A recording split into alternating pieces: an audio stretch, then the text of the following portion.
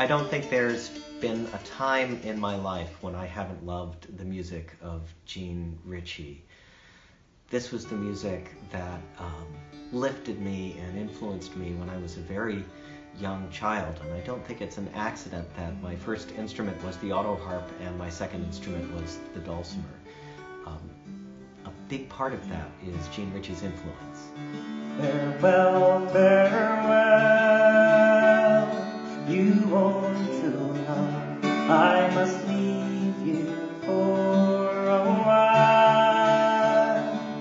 Birds do sing on every tree, he's gone for 1,000 miles, little now, he's gone for 1,000 miles.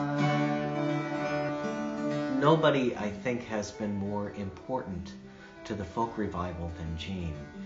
She did more than anybody else to bring the old songs to new audiences, songs that went back not only to her Appalachian roots, but further than that, to England and Scotland and Ireland, the old ballads, but also the play party songs. About 10 years ago, Jean contributed a track to an album I was producing called Singing Through the Hard Times, a tribute to Utah Phillips. And when she got her copy, she sent me the nicest note I've ever received about what a wonderful album she thought it was, and also what a meaningful way it was to honor somebody and to remember somebody. And then she said, in almost a light-hearted way in her note, I wonder if somebody would ever do something like that for me one day. It took a few years before it happened, but we did end up making an album called Dear Jean, Artists Celebrate Jean Ritchie. We were able to finish it while Jean was still alive. And I think that meant the world to every artist who took part in it, because Jean gave so much to all of us, not only musically, but personally.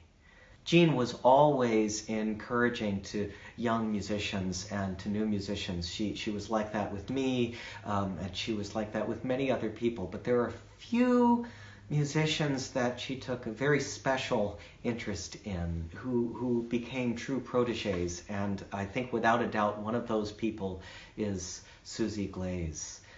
Susie is one of the only people I've ever heard who can sing Jean's songs with the original cadences, with the original feel.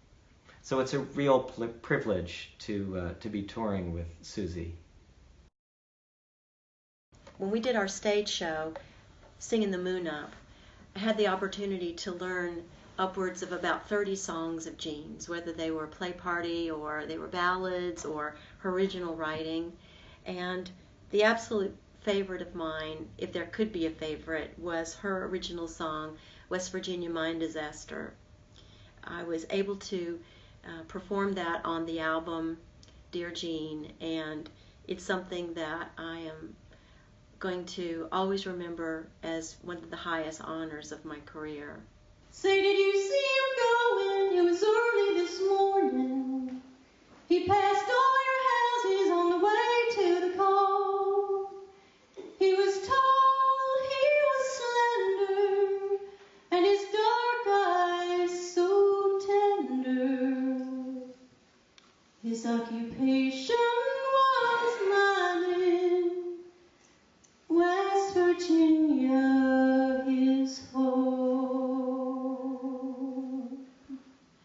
I'm very excited to be working with some incredible musicians on this tour, and they've also become very good friends. First is Dan Schatz. He's been nominated for a Grammy for his producing, and he produced Dear Jean, Artists Celebrate Jean Ritchie. I got to work with Dan on some shows, as well as our CD release concert that we did in Berea, Kentucky back in 2015 when the album was released. And of course, Jon Pickow is Jean's son, a marvelous musician, singer, plays banjo, dulcimer. He has grown up with Jean, obviously, and has all of these songs totally in his blood. And then last but not least, the remarkable fiddler Kenny Kosek, whom I got to know and work with in New York back in the 80s when we were on Broadway in Roger Miller's Big River. Kenny was also a sideman, a session player for Jean's 1970s album None But One. So his knowledge and love of Jean and her songs and all of her work go back a long time. So it's going to be quite a remarkable collection, quite a remarkable ensemble, and I hope that you can attend and join us. The show at Caffe Lena is going to be streamed live on Concert Window, so you can go to the website at Caffe Lena and find out all the details of how to stream the show live.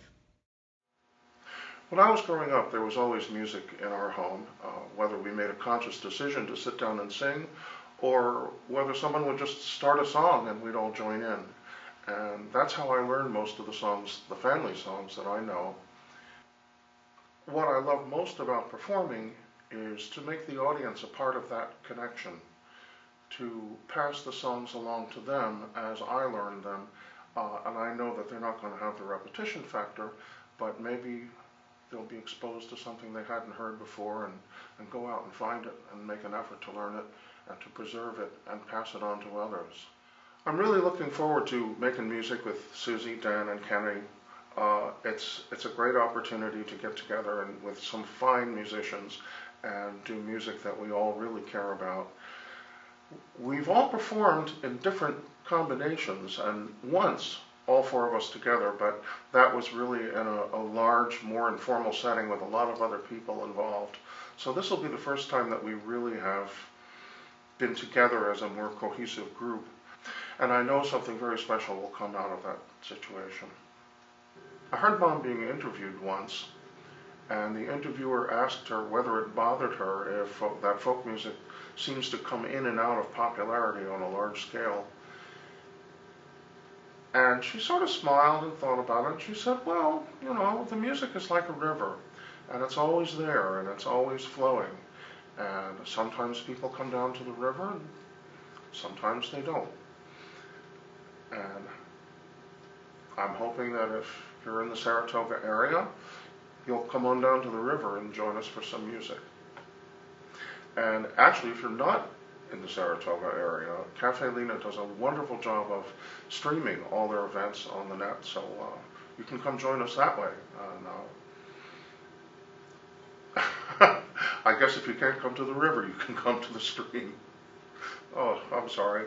Anyway, I hope that you'll be able to catch some of this one way or the other.